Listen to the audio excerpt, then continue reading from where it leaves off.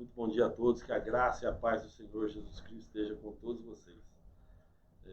Eu quero falar um pouco hoje com vocês sobre um mandamento deixado por Jesus, que muita gente acha que talvez seja impossível de cumprir, mas é o principal, o maior de todos os mandamentos.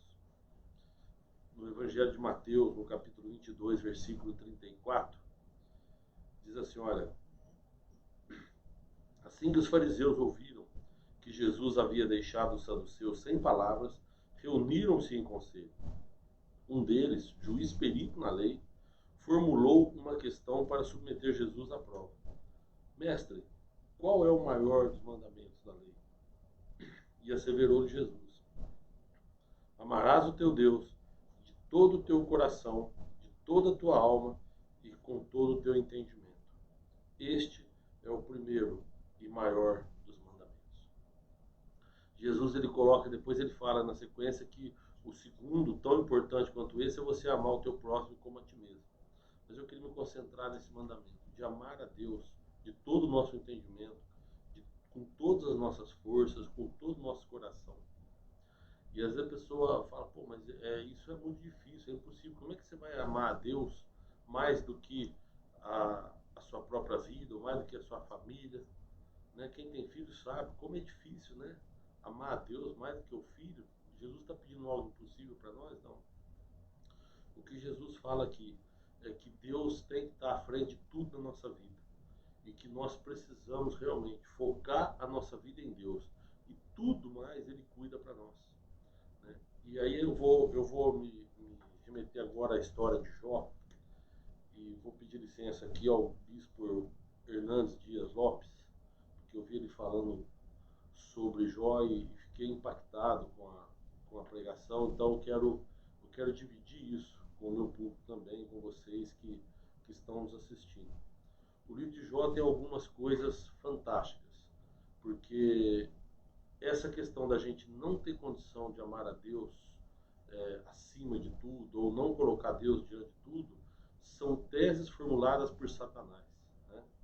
E então, eu queria dividir isso com vocês, porque nas palavras do bispo Hernandes Dias Lopes, ele fala: Satanás é um ser limitado por Deus. É um ser que só vai até onde Deus permite que ele vá. Né? Então, isso que eu queria dividir com vocês aqui. O livro de Jó começa falando do caráter de Jó. Começa falando de um homem que era um homem ligado a Deus, apegado a Deus, com caráter reto, mas que passou por muitos problemas. Então, olha só o que diz o livro de Jó, no capítulo 1. Havia um homem na terra de Uz, e o seu nome era Jó. Ele era um ser humano bom, honesto, justo, amava respeitosamente a Deus e evitava participar daquilo que era mal. Jó era pai de 7 filhos e de 3 filhas. Ele possuía 7.000 ovelhas, 3.000 camelos, 500 juntas de bois e 500 jumentas. Tinha também muitos servos ao seu serviço. Era o homem mais rico entre todos os habitantes do Oriente da sua época. Seus filhos costumavam visitar uns aos outros, e cada vez um deles preparava um banquete e mandava convidar suas 3 irmãs para comer e beber com eles. Assim que passava o período das festas e banquetes, Jó os mandava chamar e fazia com que se santificassem por meio dos ritos de purificação. Jó levantava-se ao romper da aurora e oferecia holocaustos, sacrifícios completamente queimados, em nome de cada um de seus filhos, pois pensava: talvez meus filhos tenham pecado, ainda que no íntimo de cada um, e se assim blasfemaram contra Deus em seus corações. E era assim que Jó vivia e procedia. Então aqui a primeira parte está falando do caráter desse homem. Era um homem bom, piedoso, que andava com Deus e que evitava o caminho do mal. A Bíblia fala que ele era um homem justo e honesto. E fala também que ele tinha 10 filhos, 7 homens e 3 mulheres. E os filhos eram unidos. Era uma família unida. E eles, de vez em quando, se reuniam para festejar. Eles gostavam de festa, gostavam de oferecer banquete uns para os outros. E diz que dos filhos de Jó, quando eles ofereciam banquete, eles convidavam as filhas e vinham. Eram muito unidos. E Jó, um homem reto, se reuniam, ele oferecia sacrifício, ele se santificava e oferecia holocaustos a Deus, porque possivelmente pode ser que algum dos seus filhos pudesse ter pecado. Então, para você ver, ele era tão temente a Deus que no íntimo de cada filho, como eu não conheço, pode ser que eles tenham pecado. Então ele ia oferecer holocausto a Deus, pedia perdão pelos possíveis pecados dos filhos. Este era Jó. E a Bíblia fala que ele era o homem mais rico do Oriente da sua época. Ele era um homem poderoso, poderoso em bens materiais, influente. Ele era o cara. Aí nós vamos então para a segunda parte da história de Jó. Certo dia, os anjos do Senhor, isto é, os filhos de Deus, vieram apresentar-se perante o Senhor, e Satanás, o acusador, aproximou-se também junto com eles.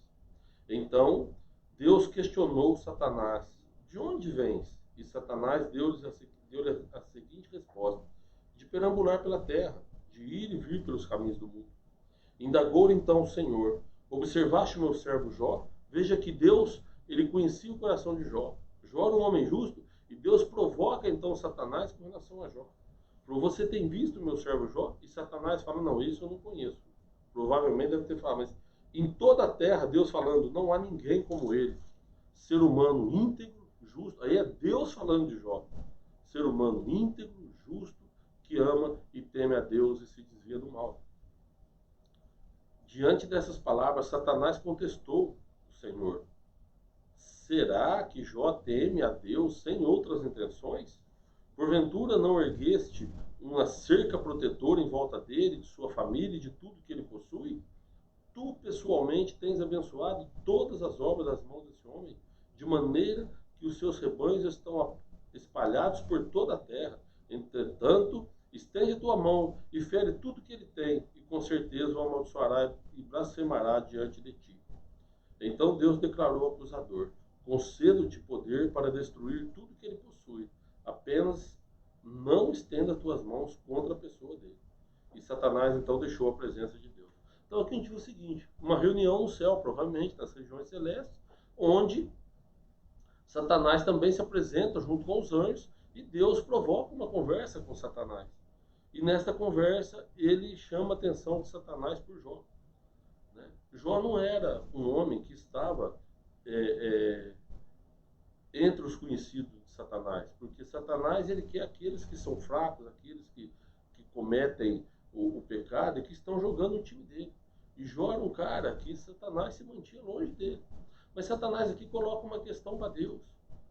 Ele coloca como se Deus precisasse fazer uma troca conosco. Ou seja, ele me abençoa, em troca disso eu o adoro. E Deus não tem essa relação conosco. Deus ele nos ama gratuitamente. A nossa salvação vem pela graça. Por quê? Porque Deus ele nos ama gratuitamente. Com Deus não tem essa questão de tomar lá da cá, essa troca. Né? Mas Satanás tenta colocar uma tese de que Jó ele só era temente a Deus, ele só era tudo que era, porque Deus tinha abençoado ele com muitos bens, com muitas riquezas e com a família. E aí então Deus, conhecendo o coração de Jó, autoriza Satanás a mexer naqueles bens que ele tem. Aí, mais uma vez eu digo, nas palavras do Bispo Hernandes, Satanás ele é um ser limitado por Deus. Ele só vai até onde Deus permite. Ele só toca na tua vida até onde Deus permite. Então nós não tememos temer, a gente valoriza demais Satanás. Supervaloriza Satanás. Mas uma coisa a gente precisa ter em mente: ele só toca na nossa vida até onde Deus permite. E Deus conhece o nosso coração, ele sabe até onde nós podemos suportar. Mas Satanás então vai, e na sequência aqui, e fere. No mesmo dia, ele arrebenta com a vida de Jó. Do capítulo 15, do versículo 15, capítulo 1, do versículo 15 em diante, a gente vai ver a maior derrocada da história de um homem. Então, repentinamente, surgiram os sabeus e os atacaram e os levaram. Não obstante, eles ainda mataram teus servos ao fio de espada, e só eu consegui escapar para contar o que aconteceu. Na verdade, isso é um mensageiro que chega para Jó. No versículo 14 ele fala: o mensageiro chegou trazendo a seguinte notícia: eis que os teus bois estavam lavrando a terra e as jumentas pastavam perto deles. Então, repentinamente surgiram os sabeus e os atacaram e os levaram. 16. Enquanto o mensageiro ainda estava falando, chegou outro e exclamou: fogo de Deus caiu do céu e incinerou as ovelhas, os servos e os consumiu. E só eu sobrevivi e vim informar o que ocorreu. E enquanto ele ainda explicava o ocorrido, veio outro mensageiro e disse: os caldeus dividiram em 3 grupos, atacaram os camelos e os levaram, e ainda mataram os teus servos a fio de espada. E só eu escapei para te trazer essa notícia. Então veja só que no mesmo dia, Satanás vai e tira tudo que Jó tem de benefício, de bens materiais. Primeiro usou os sabeus, depois usou o elemento que é o fogo, e destruiu tudo. O Jó agora está falido. O Jó está aqui, o homem mais rico do Oriente, agora não tem bem, ele está pobre. Mas como se não bastasse, nesse mesmo dia, Satanás continua agindo, porque Deus falou para ele: você só não toca na pessoa dele. Aí no versículo 18, enquanto este acabava de dar sua informação, chegou outro com a seguinte notícia: teus filhos e tuas filhas estavam comendo e bebendo vinho na casa do teu primogênito. De repente, veio um forte vento do deserto, atingiu com fúria os 4 cantos da casa, que desabou sobre os jovens, e todos eles estão mortos. E eu fui a única pessoa que sobreviveu para contar o ocorrido. Então agora Jó está pobre, falido e perdeu os 10 filhos. Pense no sofrimento do homem. Isso não aconteceu no período de um ano, aconteceu no mesmo dia. No mesmo dia, Jó foi atacado violentamente por Satanás e perdeu então todos os bens e perdeu sua família. Jó sai do homem mais rico, de um homem próspero, de um pai de família, a um homem pobre, solitário, e agora poderia até entrar em desespero. Satanás, ele apresenta para Deus então um homem que agora já não estava mais abençoado tanto assim por Deus. E a resposta de Jó para essa questão, para essa tese de Satanás, a gente vai ver nos versículos 20 e 21. Olha só. Ao ouvir tudo isso, Jó levantou-se, rasgou o manto que vestia e raspou a cabeça. Logo em seguida, ajoelhou, encostando o rosto no chão, em sinal de humildade e adoração diante de Deus. E exclamou em oração: não deixei o ventre da minha mãe, nu deixei o ventre da minha mãe, e nu partirei da terra. Deus deu e Deus tomou. Louvado seja o nome do Senhor. Jó, então, quando ele tem tudo isso e que a gente pensa que ele pode se revoltar contra Deus, ele se humilhou, colocou a cabeça no chão e adorou o Senhor. E a resposta de Jó para Satanás foi essa: nu eu vim e nu eu vou voltar. Deus me deu e Deus tirou.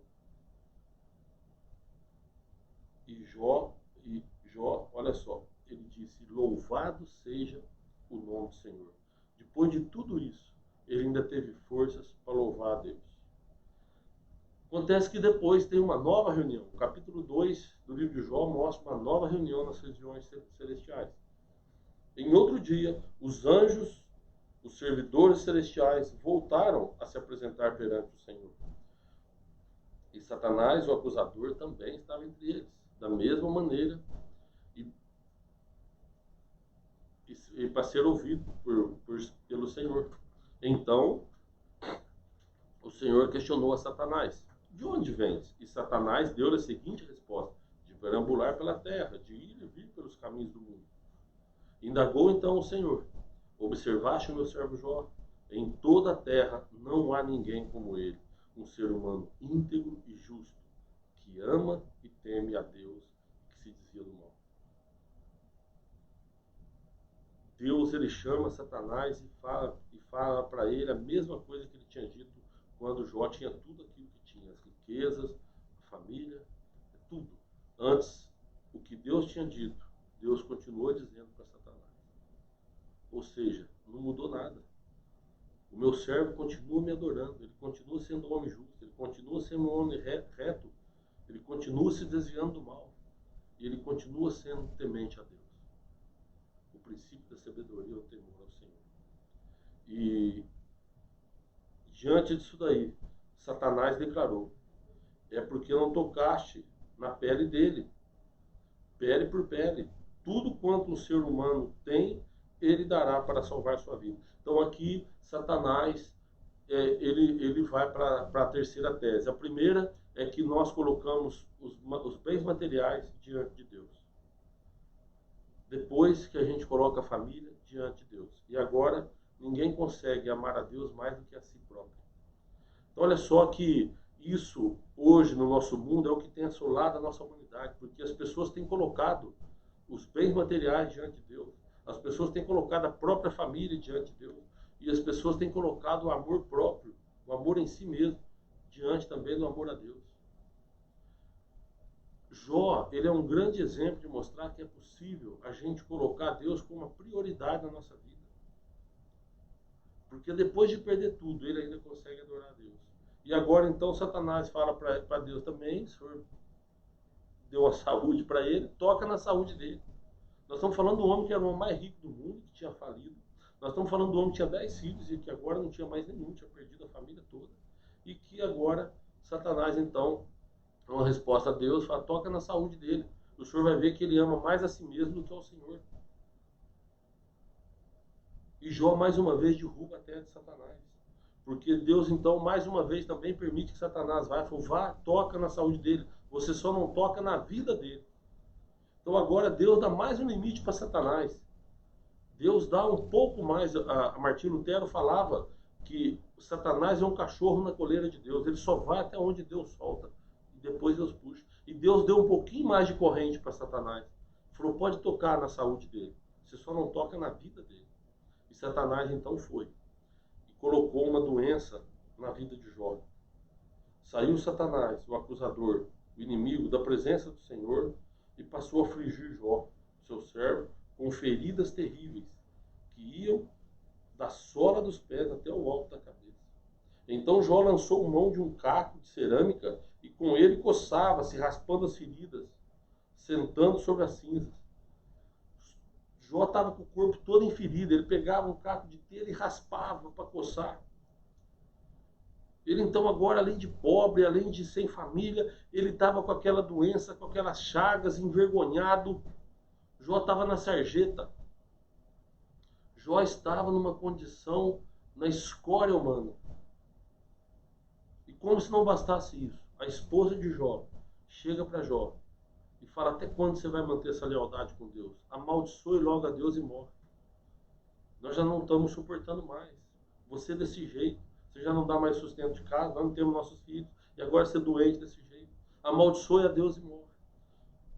Tudo isso, Jó passando, ainda tem que aguentar a esposa colocando isso, ou seja, já perdeu tudo. Perdeu bens, perdeu família e perdeu a dignidade, perdeu a saúde. Jó estava realmente no fundo do poço. Aí entram então 3 amigos de Jó. 3 amigos de Jó, ouvindo falar na desgraça que se abatera sobre ele e sua casa, vieram visitá-lo, partindo cada um de sua região, pois haviam combinado de vir prestar-lhe alguma solidariedade e consolo. Elifaz, Bildade e Zofar. Eles o avistaram à distância. Contudo, mal puderam reconhecê-lo e romperam em lamentação, um profundo choro ali mesmo. Em desespero, cada um deles rasgou seu manto e lançou terra sobre sua própria cabeça. E ficaram sentados no chão, na companhia de Jó, durante 7 dias e 7 noites, seguidos. E nenhum deles dizia a Jó qualquer palavra, pois ao contemplar seu grande sofrimento, não encontravam forças para dizer nada. Eram amigos de Jó. 3 homens, cada um de uma região, eles combinaram de se juntar em algum lugar e de lá foram visitar Jó. Quando viram Jó de longe, não acreditaram no que estavam vendo. Eles tiveram dificuldade de reconhecer o amigo. Não tiveram forças nem de chegar perto dele. E ali sentaram e choraram. Depois a Bíblia fala que eles chegaram próximo de Jó e ficaram 7 dias e 7 noites seguidos, sentados com Jó, chorando e olhando sem ter força de falar nada para Jó. Eram amigos de Jó. Você tem amigos assim? Ou você é amigo de alguém a esse ponto? Eram amigos. O problema é que nem sempre o amigo está ali para te ajudar. Às vezes o amigo quer colocar palavras na boca sem sabedoria. Tem amigos que não conseguem, não conhecem a Deus e acaba, na ânsia de ajudar, acaba atrapalhando. Então nós temos que tomar cuidado também com quem que nós vamos nos aconselhar. Porque aqueles homens eram amigos de Jó, eles não eram inimigos de Jó. O problema é que eles começaram a fazer um monte de acusações contra Jó. Por quê? Porque não conhece o Deus Todo-Poderoso, aquele Deus que nós servimos. Eles conhecem um Deus de castigo, e o nosso Deus não é um Deus de castigo. O nosso Deus é um Deus de amor. Mas eles, no íntimo deles, eles achavam que Jó tinha cometido algum erro grave para estar passando por tudo aquilo. Né? E começaram então a acusar Jó. Jó, você deve ter roubado alguma coisa, você deve ter roubado órfão, roubado viúva, você deve ter feito algo muito grave, você deve ter cometido adultério. E começaram então a acusar Jó de todos os crimes possíveis. E Jó, no capítulo 3, ele começa a se lamentar. Ele lamenta o dia que ele nasceu. Ele fala para Deus, fala, por que você não secou o leite da minha mãe para que eu não pudesse amamentar e morresse? E ele começa a lamentar, reclamar. E os amigos proferindo acusações contra ele. Jó, não é possível você estar nessa situação sem ter pecado contra Deus. No capítulo 3, Jó passa o capítulo lamentando. Do capítulo 4 de Jó até o capítulo 37, Jó passa se explicando. Os amigos acusando e ele se explicando. Eles acusando e ele se explicando. Mas Jó em nenhum momento ele proferiu uma palavra contra Deus. Quando a esposa dele chegou para ele e disse o que tinha dito, olha só o que ele fala.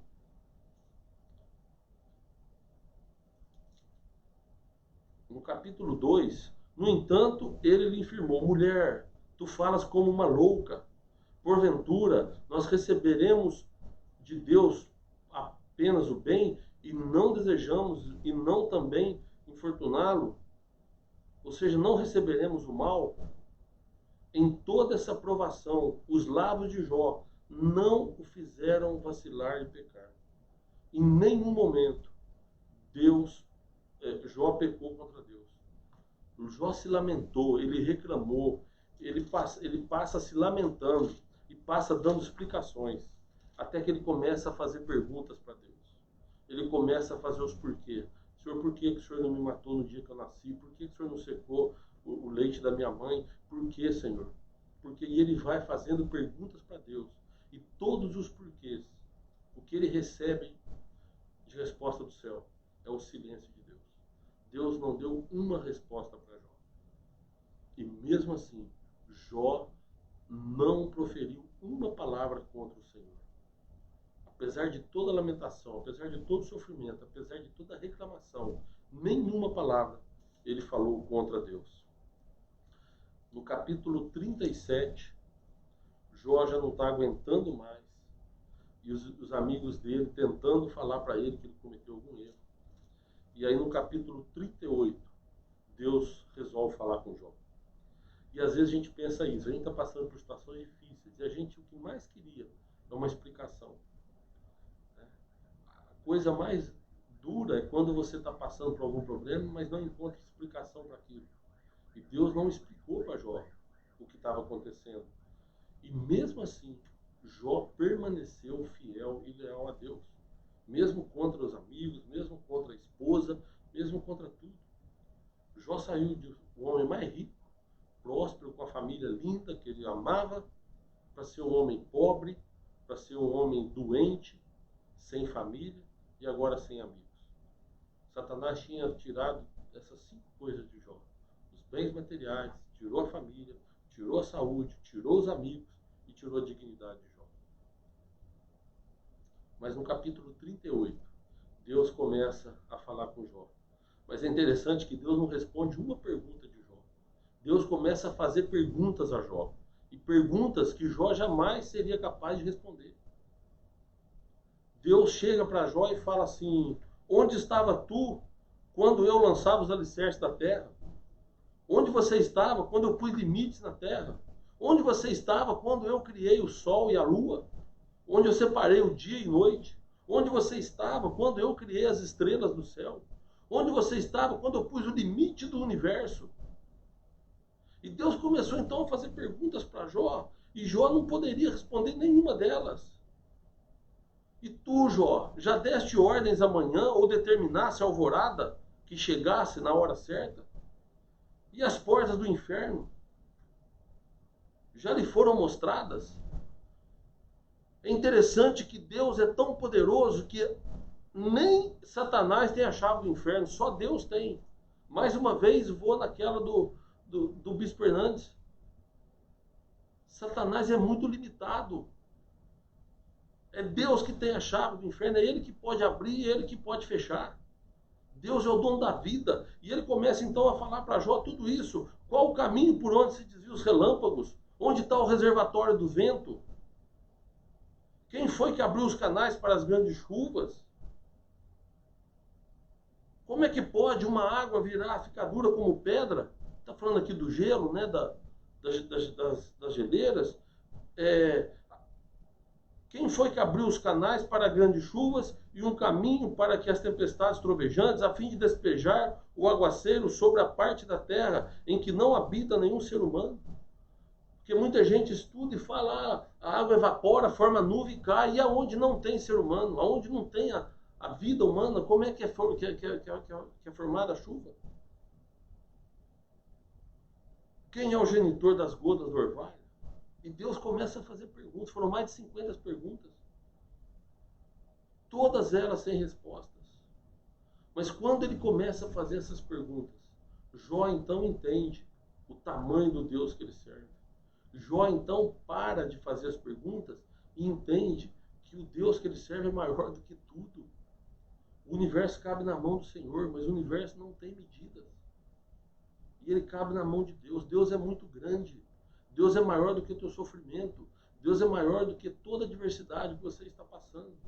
Então, quando Jesus fala, amar o teu Deus de todo o teu coração, de toda a tua força, de todo o teu entendimento, é justamente você se apegar a Ele de tal forma que você sabe que Ele pode tudo.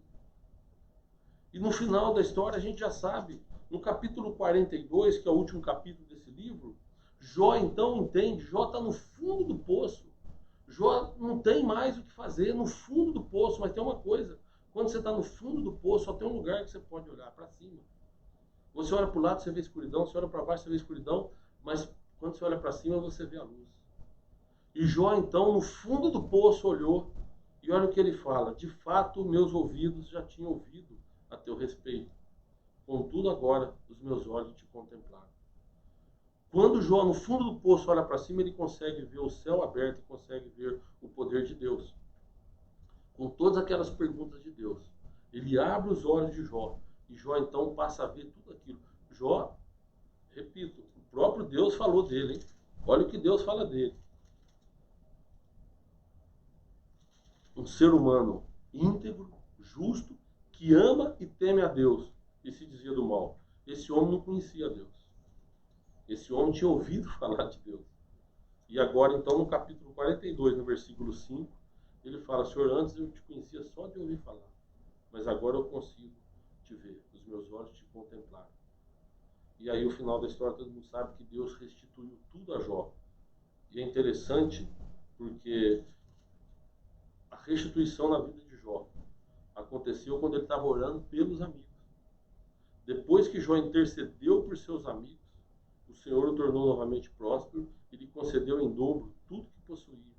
Então todos os seus irmãos, todas as suas irmãs, todos os que antes conheciam foram visitá-lo. Jó tinha um coração tremendo. Todos aqueles que tinham se afastado dele, quando viram a prosperidade de volta na vida dele, Jó foi curado da doença, Jó teve toda a... Olha só, assim o Eterno abençoou no final da vida de Jó, com muito mais do que no início. Ele teve 14 mil ovelhas, 6 mil camelos, 1000 jumentos, 1000 juntos de boi e 1000 jumentos. Também lhe nasceram mais 7 filhos e mais 3 filhas. Todos aqueles que tinham se afastado dele agora voltam para ele. Os amigos de Jó, que tinham culpado ele, tinham chamado de ladrão, que tinham falado que ele tinha pecado, Jó intercedeu por eles. Jó teve tudo resgatado, mas o coração dele permaneceu firme. Essa história nos mostra que é possível você colocar Deus como prioridade na tua vida.